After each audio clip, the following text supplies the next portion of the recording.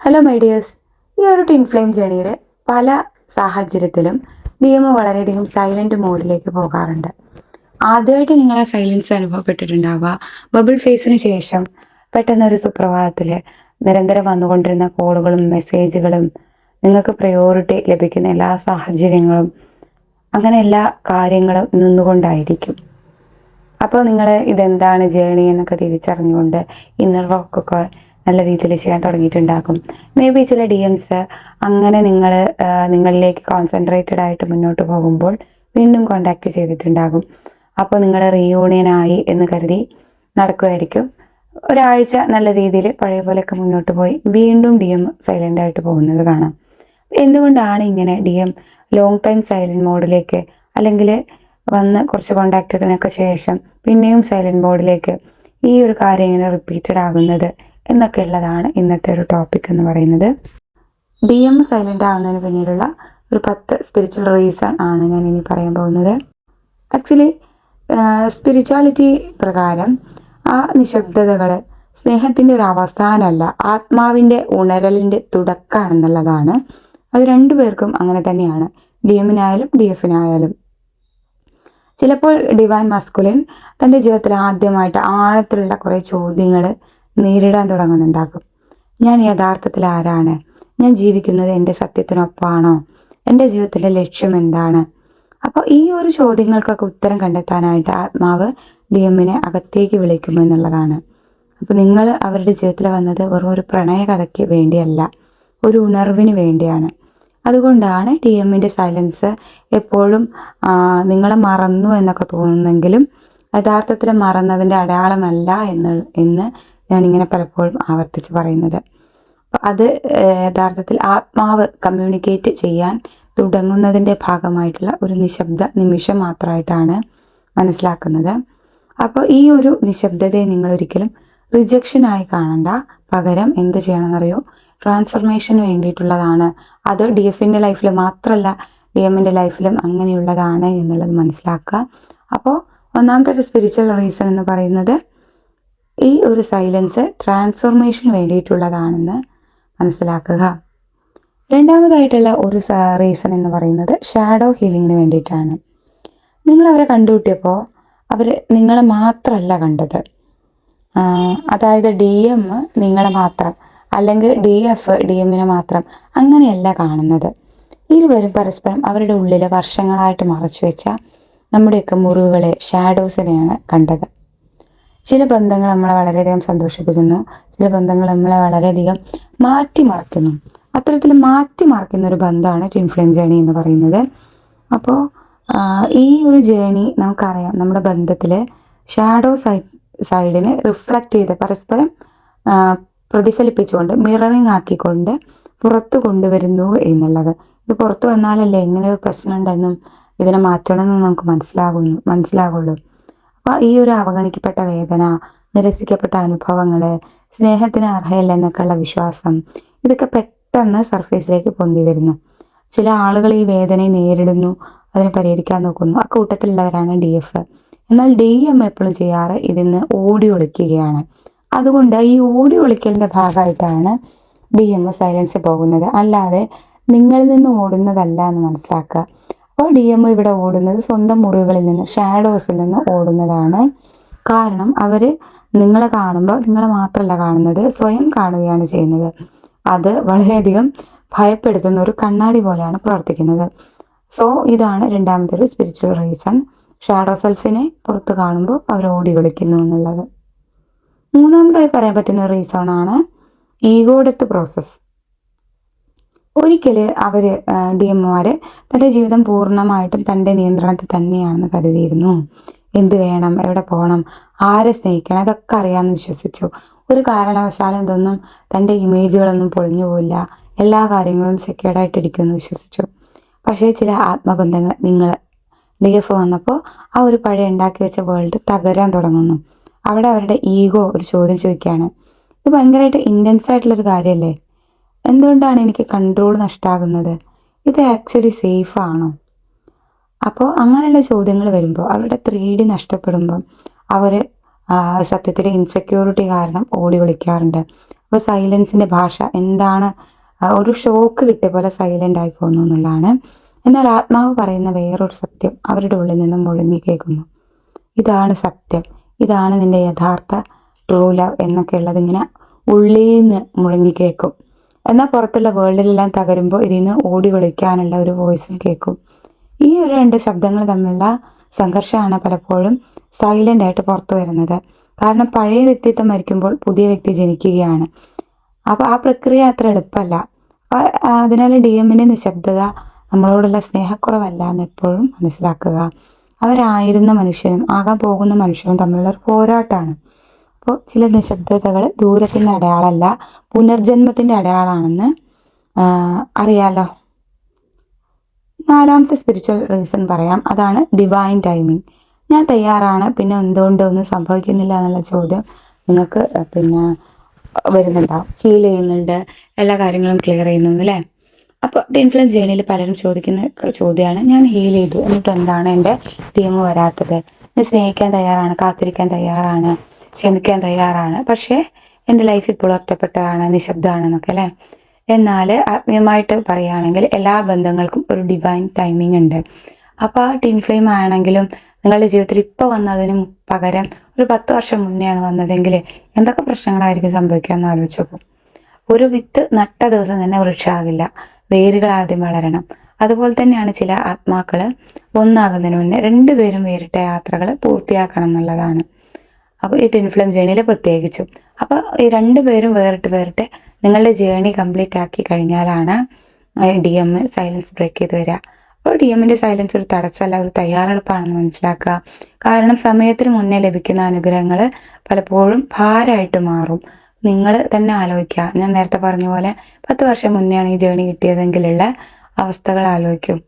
Universe വൈകിപ്പിക്കുന്നതല്ല, നിഷേധിക്കുന്നതല്ല എന്ന് മനസ്സിലാക്കുക, അത് സംരക്ഷിക്കുന്നത് കൂടിയാണ്.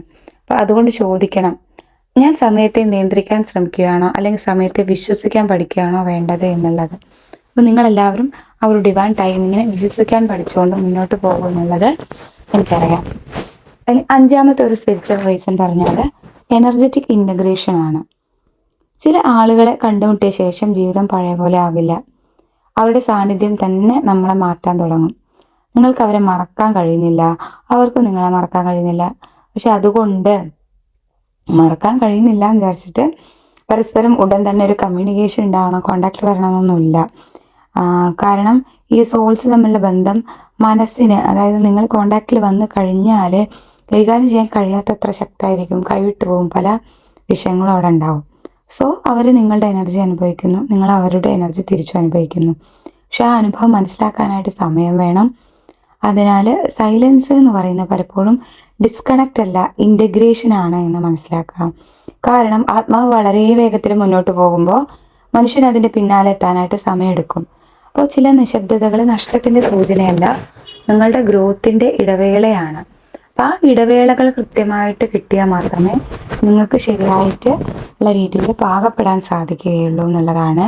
അതുകൊണ്ടാണ് ഒരു 35 വയസ്സിൽ ഈ ജേണീനെ ഹാൻഡിൽ ചെയ്യാൻ തക്ക പാകതയുള്ള ശേഷം മാത്രം നിങ്ങൾക്ക് ഈ ജേണി, പല ആളുകൾക്കും ഈ ജേണി കിട്ടുന്നത്, കുറേ പേർക്ക് നേരത്തെ കാലത്തെ കിട്ടുന്നുണ്ട്. പക്ഷെ നിങ്ങൾ തന്നെ ആലോചിച്ച് നോക്കുക, ആ ഒരു 20 ഇയേഴ്സിൽ ഒരു പക്വതയില്ലാത്ത സമയത്താണ് ഈ ജേണി കിട്ടിയിരുന്നെങ്കിലോ ഇതിനെ കൈകാര്യം ചെയ്യാൻ അറിയില്ല, ആകെ കൊളാക്കുമായിരുന്നു അല്ലേ. അതാണ് ഈ ഒരു ഏജിൽ കുറേ വയസ്സായിട്ടൊക്കെ എനിക്ക് ഈ ജേണി കിട്ടുന്നത്. അതുപോലെ തന്നെ വിശ്വസിക്കുക, ഡിവൈൻ ടൈമിങ് എന്ന് പറഞ്ഞ ഒരു കാര്യമുണ്ട്. അതും നിങ്ങൾ അതിനായിട്ട് ഏബിൾ ആവുമ്പം, എക്സ്പീരിയൻസ്ഡ് ആകുമ്പോൾ, ജീവിതാനുഭവങ്ങൾ നിറയുമ്പോൾ ഉണ്ടാകും എന്നുള്ളത്. ഇനി ആറാമത്തെ റീസൺ നോക്കാം. നിങ്ങളുടെ സന്തോഷം അവരുടെ ഒരു മെസ്സേജിനെ ആശ്രയിച്ചിരിക്കുകയാണോ? ആറാമത്തെ ലെസനാണ് സെൽഫ് ലവ് ലെസൺ. നിങ്ങളുടെ സമാധാനം അവരുടെ ഒരു കോളിനെ ആശ്രയിച്ചാണോ? അപ്പം അങ്ങനെയാണെങ്കിൽ ഈ സൈലൻസ് ഒരു ശിക്ഷയല്ല, ഒരു ലെസനാണെന്ന് മനസ്സിലാക്കുക. പല ആത്മീയ ടീച്ചിങ്സും പറയുന്നത് ട്വിൻ ഫ്ലെയിം ജേണിയുടെ യഥാർത്ഥ ലക്ഷ്യം എന്ന് പറയുന്നത് മറ്റൊരാളെ കണ്ടെത്തലല്ല, സ്വയം കണ്ടെത്തലാണ് എന്നുള്ളത്. അപ്പോൾ DM സൈലൻ്റ് ആയിരിക്കുമ്പോൾ നിങ്ങൾക്കൊരു കണ്ണാടി ലഭിക്കുന്നു. ആ കണ്ണാടിയിൽ നിങ്ങൾ കാണുന്നത് DM-നെ അല്ല, സ്വന്തം ആശ്രിതത്വങ്ങളെയാണ്. നിങ്ങൾ സ്വയം സ്നേഹിക്കുന്നുണ്ടോ? നിങ്ങൾ സ്വയം തിരഞ്ഞെടുക്കുന്നുണ്ടോ? നിങ്ങൾ സ്വയം മതിയായെന്ന് വിശ്വസിക്കുന്നുണ്ടോ? ഈ ചോദ്യങ്ങൾക്ക് ഉത്തരം കണ്ടെത്തുന്ന നിമിഷം മുതൽ ജേണി മാറുന്നു. കാരണം യഥാർത്ഥ യൂണിയൻ മറ്റൊരാളുമായി തുടങ്ങുന്നില്ല, സ്വന്തം ഹൃദയവുമായി തുടങ്ങുന്നു എന്നുള്ളതാണ്. ഏഴാമത്തെ ഒരു സ്പിരിച്വൽ റീസണാണ് കാർമിക് ക്ലിയറൻസിന്റെ ഭാഗമായിട്ടും സൈലൻസിൽ പോകുന്നു എന്നുള്ളത്. നമുക്കറിയാം ചില വാതിലുകൾ അടയ്ക്കാതെ പുതിയ വാതിലുകൾ തുറക്കാൻ പറ്റില്ല എന്നൊക്കെ അല്ലേ. ചില പാഠങ്ങൾ പൂർത്തിയാകാതെ പുതിയ അധ്യായങ്ങൾ ആരംഭിക്കില്ല. ഇപ്പോൾ ഡി എമ്മിൻ്റെ സൈലൻസ് കാർമിക് ക്ലിയറൻസിന്റെ ഭാഗമാണ്. പഴയ ബന്ധങ്ങൾ, പഴയ ഭയങ്ങൾ, പഴയ വിശ്വാസങ്ങൾ, ഇതൊക്കെ ഇപ്പോഴും അവരുടെ ജീവിതത്തിൽ ആക്റ്റീവായിട്ടുണ്ടാകും. അപ്പോൾ അതിൽ നിന്നൊക്കെ ഉപേക്ഷിച്ചുകൊണ്ട് ആത്മാവ് മുന്നോട്ട് പോകാനായിട്ട് ആഗ്രഹിക്കുന്നുണ്ടാവും. പക്ഷേ പഴയ ഊർജ്ജങ്ങൾ, ആ പഴയ ബിലീവ് സിസ്റ്റങ്ങൾ, പഴയ ആളുകൾ, ഇതൊക്കെയും ഇപ്പോഴും അവരെങ്ങനെ പിടിച്ചു നിർത്തുകയാണ് മുന്നോട്ട് പോകാതെ. അതിനാൽ ഒരു ക്ലെൻസിങ് പീരിയഡ് ഉണ്ടാകുന്ന ഒരു സമയം നമുക്ക് ആവശ്യമാണ്. ഈ ഒരു സമയത്ത് ഇതൊന്നും സംഭവിക്കുന്നില്ലെന്നൊക്കെയാണ് തോന്നുന്നത്, പലരും വിചാരിക്കുന്നത്. പക്ഷേ ഉള്ളിൽ വലിയ മാറ്റങ്ങൾ നടക്കുന്നുണ്ട്. അപ്പോൾ ഡി എം സൈലൻ്റ് ആയിട്ടിരിക്കുമ്പം ഉള്ളിലൊരു കടൽ ഇളകി മറയുകയാണ്. ഒരു നദീ സമുദ്രത്തിലേക്ക് ഒഴുകുന്നതിന് മുന്നേ അതിൻ്റെ വഴിയിലുള്ള തടസ്സങ്ങളൊക്കെ നീങ്ങണ്ടേ. അപ്പോൾ അതുപോലെ ഈ ഒരു സൈലൻസ് എന്ന് പറയുന്നത് ആത്മാവ് തൻ്റെ വഴി വൃത്തിയാകുന്ന സമയമാണ്. നമുക്കറിയാം, ചിലപ്പോൾ നമുക്ക് ചില ഷോക്കുകൾ കിട്ടുമ്പോൾ, ജീവിതത്തിൽ ചില കാര്യങ്ങൾ ഉണ്ടാകുമ്പോൾ ചില ആളുകളോട് ഒന്നും മിണ്ടാൻ തോന്നില്ല, ചിലപ്പോൾ നമുക്ക് പൊതുവെ ആരോടും ഒന്നും മിണ്ടാൻ തോന്നില്ല. അങ്ങനെ നമ്മൾ തന്നെ സ്റ്റക്കായിട്ടുള്ള അവസ്ഥ ഉണ്ടാവും അല്ലേ. അപ്പോൾ അത് ഒരു കാർമിക് ക്ലിയറൻസിൻ്റെ, കാർമിക് എന്ന് പറയുമ്പോൾ നിങ്ങൾ അവരെ ഒരു സ്പൗസായിട്ടോ ഒക്കെയുള്ള ക്ലിയറൻസ് മാത്രം നിങ്ങൾ കാണണ്ട. എല്ലാവിധ കാർമിക് സാഹചര്യങ്ങളുമാണ് ഞാൻ പറഞ്ഞത്, പഴയ ബിലീഫ് സിസ്റ്റങ്ങൾ ഉൾപ്പെടെ എല്ലാം. എട്ടാമതായിട്ടുള്ള ഒരു റീസൺ എന്ന് പറയുന്നത് സറണ്ടറാണ്. ഏറ്റവും ബുദ്ധിമുട്ടുള്ള ആത്മീയപാടാണ് വിട്ടുകൊടുക്കുക എന്നുള്ളത്, അല്ലെങ്കിൽ ലെറ്റ് ഗോ എന്നുള്ളത്, വിട്ടു നിൽക്കുക എന്നുള്ളത്. പിടിച്ചു നിൽക്കുക എന്ന് പറയുന്നത് എളുപ്പമാണ്, ഹോൾഡ് ചെയ്ത് വയ്ക്കുക, നിയന്ത്രിക്കാൻ ശ്രമിക്കുന്നത് എളുപ്പമാണ്. പക്ഷേ സറണ്ടർ ചെയ്യുക വളരെ ബുദ്ധിമുട്ടാണ്. ഡീമിൻ്റെ സൈലൻസ് നിങ്ങളെ ഈ പാഠത്തിലേക്ക് വലിച്ചഴയ്ക്കുന്നു എന്നുള്ളതാണ്. കാരണം ഓരോ ദിവസവും നിങ്ങൾ തിരഞ്ഞെടുക്കേണ്ടി വരികയാണ്. ഫിയറാണോ, ട്രസ്റ്റാണോ, ഇനി ഇല്ലാത്തൊരു വോയിഡാണോ, സമാധാനമാണോ, എന്താണ് പിന്നെ ഇവിടെ ഉണ്ടാകുന്നത്, ഞാൻ ഏതാണ് സെലക്ട് ചെയ്യേണ്ടത്. ഓടിപ്പോയ വ്യക്തിയെ പിന്തുടരുന്നതിന് പകരം സ്വന്തം ആത്മാവിലേക്ക് മടങ്ങാനായിട്ട് ഈ ഒരു സൈലൻസ് നിങ്ങളെ പഠിപ്പിക്കുന്നു. സറണ്ടർ എന്നാൽ കംപ്ലീറ്റ് എല്ലാം ഉപേക്ഷിക്കുക എന്നുള്ളതല്ല, പക്ഷേ കാര്യങ്ങൾ ചെയ്യുക, ഫലത്തെ നിയന്ത്രിക്കാനുള്ള ശ്രമം ഉപേക്ഷിക്കലാണ്, എക്സ്പെക്റ്റേഷൻ ഉപേക്ഷിക്കലാണ്. ഇവിടെയാണ് യഥാർത്ഥത്തിലുള്ളൊരു ഫ്രീഡം തുടങ്ങുന്നത്. നിങ്ങൾ ചെയ്യേണ്ട കാര്യങ്ങൾ ചെയ്തു പോകുന്നു, അതിൻ്റെ റിസൾട്ടിനെ പറ്റി ഓർക്കുന്നില്ല. ഈ ഒരു ഈ ഒരു കാര്യം എന്ന് പറയുന്നത് നമ്മുടെ ലൈഫിലെ വലിയ ഒരു ലെസണാണ്. ഈ ലെസൺ പഠിപ്പിക്കാൻ വേണ്ടി കൂടിയാണ് ഡി എം സൈലൻ്റ് ആയിട്ടിരിക്കുന്നത്. അപ്പോൾ പിന്നെ നമ്മൾ എന്തൊക്കെ പിന്നാലെ നടന്നിട്ടും എന്തൊക്കെ ചെയ്തിട്ടും കാര്യമില്ല സൈലൻസ് ബ്രേക്ക് ചെയ്യാൻ. സ്വാഭാവികമായിട്ട് നമ്മൾ എന്ത് ചെയ്യും, ഒരു സ്റ്റേജ് എത്തുമ്പോൾ നമ്മുടെ കാര്യങ്ങൾ മനോഹരമായിട്ട് നോക്കിക്കൊണ്ട് മുന്നോട്ട് പോകും എന്നുള്ളതാണ്. ഇനി ഒരു സ്പിരിച്വൽ റെസനാണ് സാക്രഡ് മാസ്കുലിൻ ഹീലിംഗ് എന്ന് പറയുന്നത്. സമൂഹം പല പുരുഷന്മാരെയും ഒരു കാര്യം പഠിപ്പിച്ചിട്ടുണ്ട്: കരയരുത്, ദുർബലത കാണിക്കരുത്, വേദന ഒളിപ്പിക്കുക എന്നൊക്കെ. അപ്പോൾ വർഷങ്ങളോളം ഈ ഒരു മുഖം മൂടി ധരിച്ച ഒരാൾക്ക് യഥാർത്ഥ സ്നേഹം നേരിടുമ്പോൾ എന്ത് സംഭവിക്കും? അവർ തകരാൻ തുടങ്ങും. കാരണം ആദ്യമായിട്ട് അവരുടെ ഹൃദയം അനുഭവിക്കുന്നു. ആ അനുഭവം വളരെ മനോഹരമാണ്. പക്ഷേ ഒരേ സമയം ഇത് അവർക്ക് ഒട്ടും പരിചയമില്ലാത്തത് കൊണ്ട് തന്നെ വളരെയധികം ഭയപ്പെടുത്തുന്നതുമാണ്. നിങ്ങൾ ശ്രദ്ധിച്ചിട്ടുണ്ടോ? നിങ്ങളെ കെയറിംഗ് ഒക്കെ അവർക്ക് ഭയങ്കര ഫാൻറ്റസി ലവ് പോലെയും ഇതെന്ത് സംഭവം എന്നുള്ള പോലെയൊക്കെ തോന്നാറുണ്ട് അല്ലേ.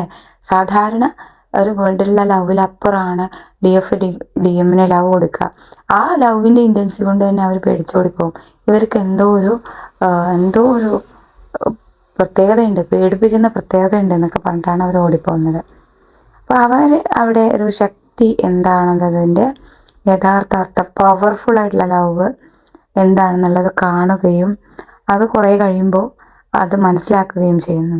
അപ്പോൾ ഈ ലവിൻ്റെ ഇൻറ്റൻസിറ്റി കൊണ്ടാണ് അവർ പലപ്പോഴും അത് നിയന്ത്രണമല്ല, സത്യസന്ധതയാണ്, ആധിപത്യമല്ല, സ്നേഹമാണെന്നൊക്കെ മനസ്സിലാക്കുമ്പം അവരങ്ങോട്ട് സൈലൻ്റ് ആവും. ഏതായിരുന്നു ജെന്യൂനായിട്ടുള്ള കാര്യം എന്ന് തിരിച്ചറിയുമ്പോൾ അവരങ്ങോട്ട് സൈലൻ്റ് ആവും.